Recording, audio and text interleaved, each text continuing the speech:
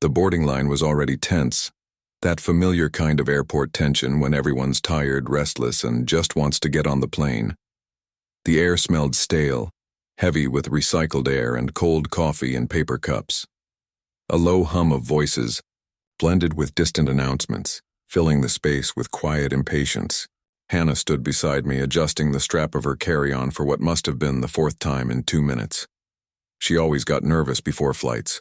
Not panicked, just quietly tense. The kind of tension only someone who really knew her could see. I handed her my water bottle. She gave me a small, grateful smile. We were almost through the line, almost ready to board, almost done with the day. That's when the woman behind us, Natalie, though I didn't know her name yet, spoke for the first time. And everything shifted. At first, it was just muttering, complaints about the airline, the boarding process, the seating groups. Nothing unusual, but her voice had that sharp edge that cuts through background noise whether you want it to or not. Of course, she said loudly enough for everyone nearby to hear.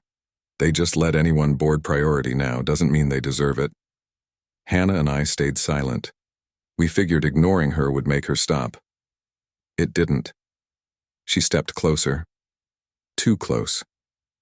I could feel her presence behind us, heavy and deliberate, like she wanted us to feel uncomfortable. Hannah glanced at me, eyebrows knit together, but we kept quiet. It felt like we'd been singled out. Our boarding group, Premium Economy, was called next. Relief flickered through me. Soon we'd be seated away from her. Hannah reached into her coat pocket for her boarding pass. Then it happened.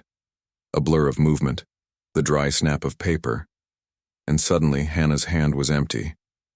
Natalie had reached forward and snatched the boarding pass right out of her fingers. Not by accident. She grabbed it like she'd been waiting for the chance. Hannah froze. I didn't. I stepped between them, one hand raised, my voice steady even though my pulse was racing. Give that back. Natalie held the pass like it was hers. Her fingers clamped down, her expression calm. Too calm. This is mine, she said, her chin lifting with practiced confidence. I must have dropped it at security. She probably picked it up. Hannah's voice came out soft, almost shaking. That's my name. That's my seat. Natalie didn't even look at the name. She just tightened her grip, her voice growing louder. No, I've had this seat for weeks. I don't know what scam you're trying to pull. I took a slow breath. Losing my temper wouldn't help. I pointed at the pass. Her name's printed on it, Hannah Turner. Unless your name is also Hannah Turner, that's not yours. That's when she smiled. Not embarrassed, but confident, like she'd found a loophole. Actually, she said slowly, Hannah is my middle name. Her voice carried that kind of false authority that makes people hesitate. She tried to move around me toward the gate agent, but I matched her step, blocking her path without touching her. Her tone snapped sharp. Don't talk to me like I'm stupid, I know my own boarding pass. Hannah's hands were trembling now, her breathing shallow. The gate agent a few feet away was distracted, struggling with a broken scanner. The crowd behind us was growing restless. The moment could tip either way, toward reason or chaos. I kept my voice calm. We can fix this easily. Let's just show IDs. 5 seconds, then we're done. But Natalie's eyes darted to the waiting passengers. I saw it then. She wasn't trying to fix anything. She wanted to win. I don't have to show you anything, she snapped. You're not going to bully me just because you think you're special. Her voice rose, not to talk to me, but to the crowd. He's harassing me. They stole my boarding pass and now they're threatening me. Heads turned. A few people pulled out their phones, recording. Hannah took a small step back, her face pale. I felt something burn in my chest. Not anger, but focus.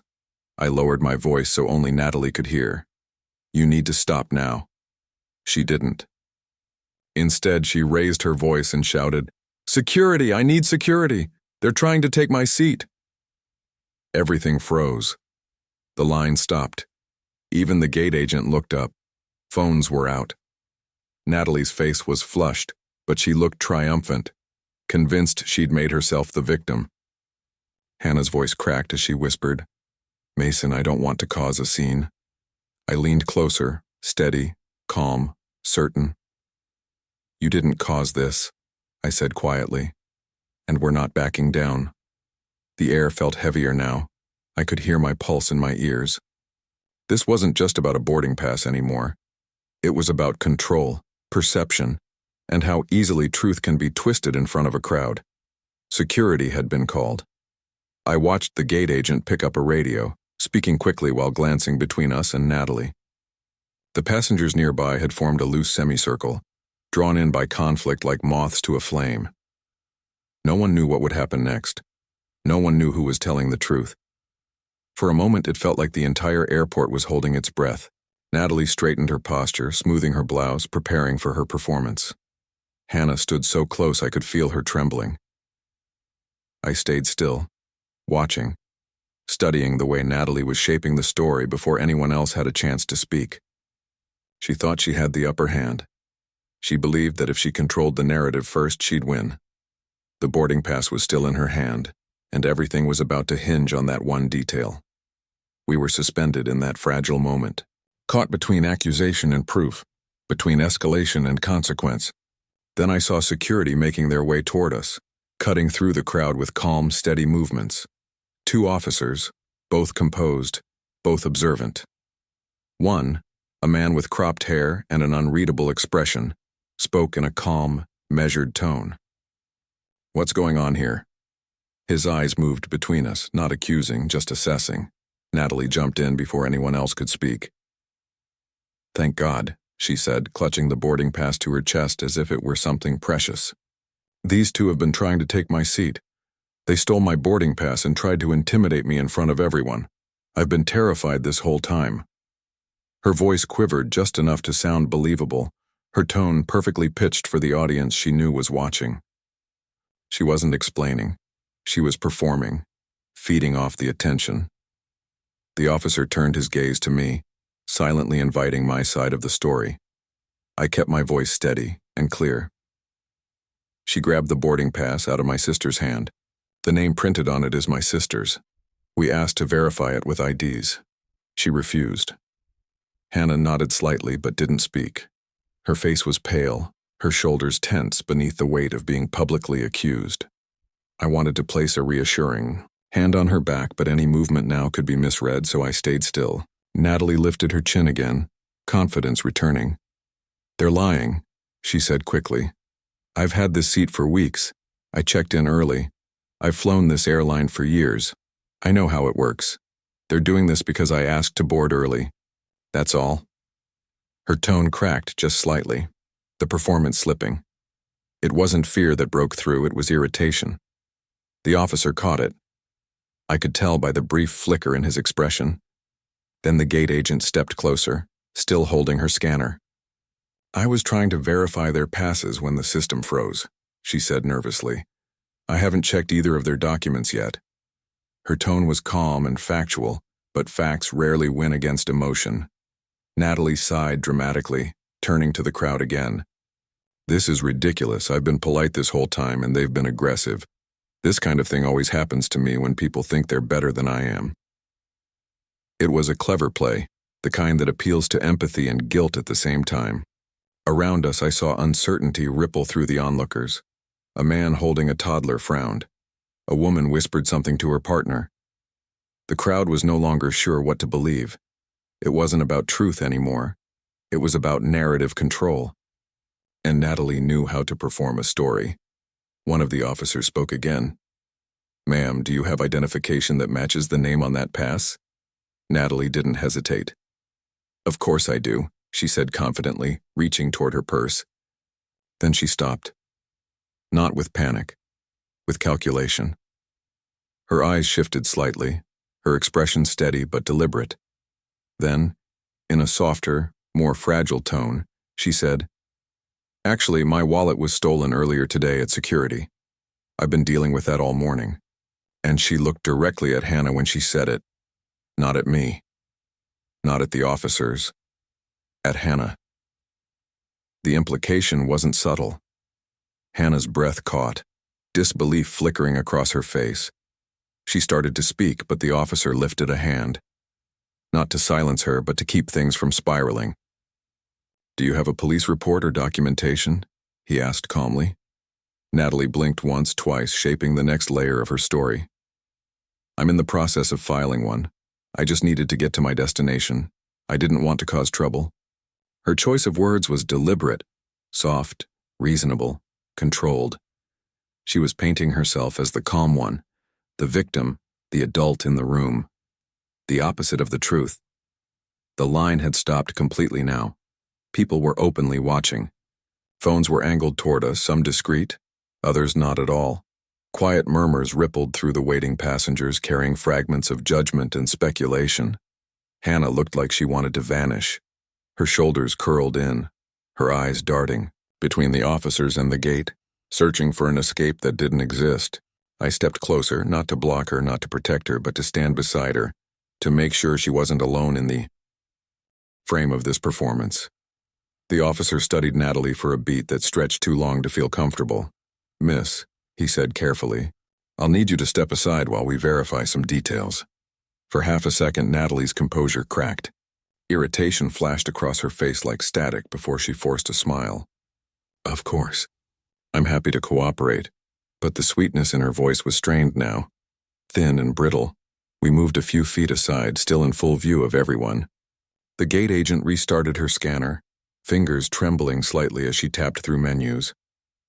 She looked exhausted, like she was silently questioning every career choice that led her here. The officer continued, more formally this time. "You said your wallet was stolen during TSA screening?" Natalie nodded, shoulders straightening as she slipped into another role. "Yes, I didn't want to make a scene, but when she pointed directly at Hannah, pulled out the boarding pass with my seat number. I knew something was wrong. The phrasing struck me immediately. Not her name, her seat number. She wasn't claiming identity anymore. She was claiming status, privilege, the illusion of importance. In that moment, I finally understood what her motive had been all along. She didn't care about being right. She wanted to be seen as someone above the rest, someone deserving of priority, attention, and validation. And she had chosen Hannah because she looked kind, approachable, easy to overpower socially. Someone who could be framed as timid, someone who wouldn't fight back. The officer asked for our IDs. I handed him my passport without hesitation. Hannah did the same, though her fingers shook slightly. He compared her passport to the boarding pass. Same name, same date of birth, same person, simple, undeniable. Yet Natalie still spoke. "Anyone can fake documents these days," she said, her voice dripping with smug confidence. The officer didn't react. He didn't need to. The balance had already shifted. Still, truth doesn't always settle instantly. Even when evidence is clear, tension doesn't just vanish. It lingers. The gate agent typed something into her terminal, waiting for the system to load. "I'm pulling the check-in logs," she said quietly. A few seconds passed. Then she exhaled. "Our records show the upgrade was processed 3 days ago under Hannah Turner. Natalie's reservation." She paused, scanning the screen. "Basic economy, rear section. No upgrades, no disputes." The facts were irrefutable. But before she could finish, Natalie spoke again. Louder this time, her voice trembling with anger. "This is harassment. You don't know what I've dealt with today. I've been mistreated since I arrived. I deserve better than this. I've earned better than this." Her words echoed across the waiting area. A few passengers exchanged glances. Someone let out a quiet scoff. A teenager recording whispered, "She's lying." You could feel the shift in the air. The crowd was starting to see the truth. Not because of proof, but because of tone. Entitlement always exposes itself when pushed. The officer didn't raise his voice. He didn't argue. He simply said, "Ma'am, step back now." It wasn't a request. It was a line being drawn. Natalie hesitated, her control slipping through her fingers. Her expression hardened. Her voice dropped low. "Fine, but I'm not done with this." She turned her glare on Hannah, not me, sharp and personal. Hannah stiffened, but she didn't look away. And in that moment, I understood what this really was. It wasn't about a ticket or a seat or an airline policy. It was about domination. A woman who couldn't stand being told no, facing someone who never asked to be dragged into a fight. And a crowd waiting to see which one would break first. I stayed silent. Anger would only serve her narrative. Natalie didn't fear confrontation, she thrived in it. What she feared was being proven wrong in front of witnesses, and now there were cameras, records, and a system log that would speak for itself. I didn't need to argue. I just needed to wait. The officer stepped aside to speak quietly with the gate agent. The crowd went still again, holding its collective breath. Hannah exhaled slowly, grounding herself. I stayed beside her. Neither of us said a word. Natalie paced in slow, restless circles, her frustration radiating like heat from metal left too long in the sun. The tension in the boarding area didn't fade. It stretched tighter, pulling every gaze toward her. The entire space felt suspended, caught between conflict and resolution. And I already knew how it would end. The officer returned from the gate agent's desk holding a folder of printed papers. His expression had changed, steady now, calm but final. He stood tall, shoulders squared. The stance of someone who had reached a conclusion and was ready to deliver it. The noise in the terminal faded into a collective hush, the kind that isn't silence but a shared anticipation. Dozens of eyes waited for the moment to break. Natalie seemed to sense the shift, but she didn't yet understand which way it was turning. She stopped pacing, resetting her face into that same patient, composed look she'd used before, the mask of someone who still believed she could control the story. The officer spoke first. "Ma'am, we verified the reservation records. The boarding pass belongs to her." He nodded toward Hannah. "This seat was upgraded 3 days ago. There's no record of you ever having this seat, or of any upgrade request linked to your ticket." His tone carried no anger, only finality. The truth itself was heavy enough. For a heartbeat, Natalie didn't react.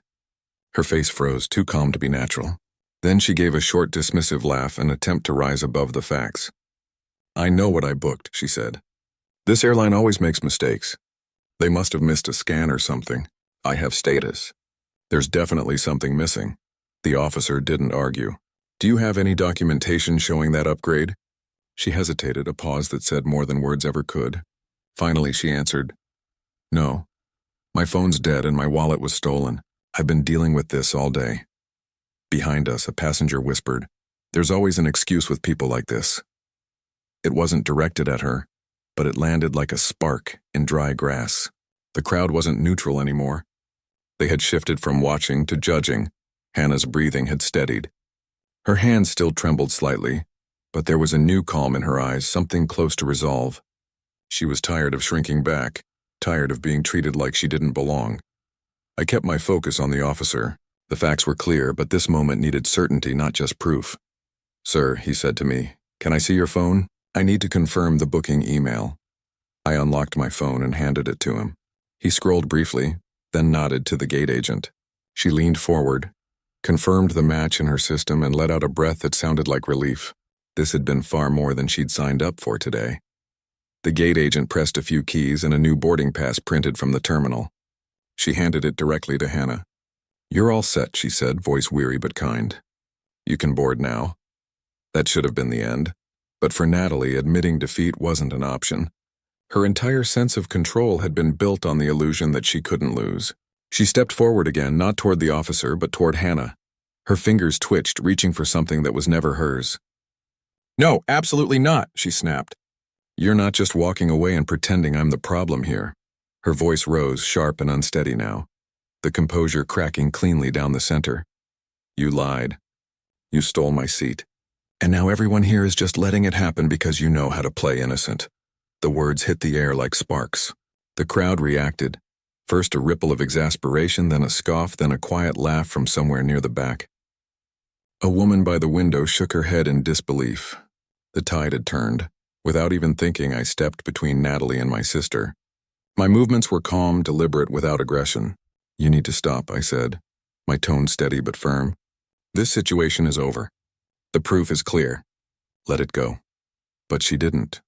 Of course she didn't. "What gives you the right to talk to me like that?" she demanded, her voice unraveling. "Do you think you're better than me? You stand there with your perfect little tone and your fake patience. Do you think you're some kind of hero?" I didn't respond. There was no point. Her words weren't meant for me. They were for the crowd, for anyone she could still pull back to her side. But the audience wasn't hers anymore. One of the officers stepped forward. "Ma'am, at this time I need you to surrender the boarding pass in your possession."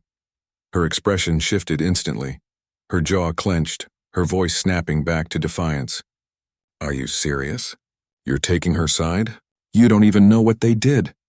The officer didn't argue. He simply repeated, "Please hand it over." The tone left no room for negotiation. Slowly, reluctantly, she extended her hand.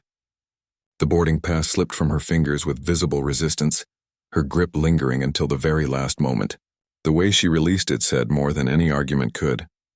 When the paper finally left her hand, something in her body faltered.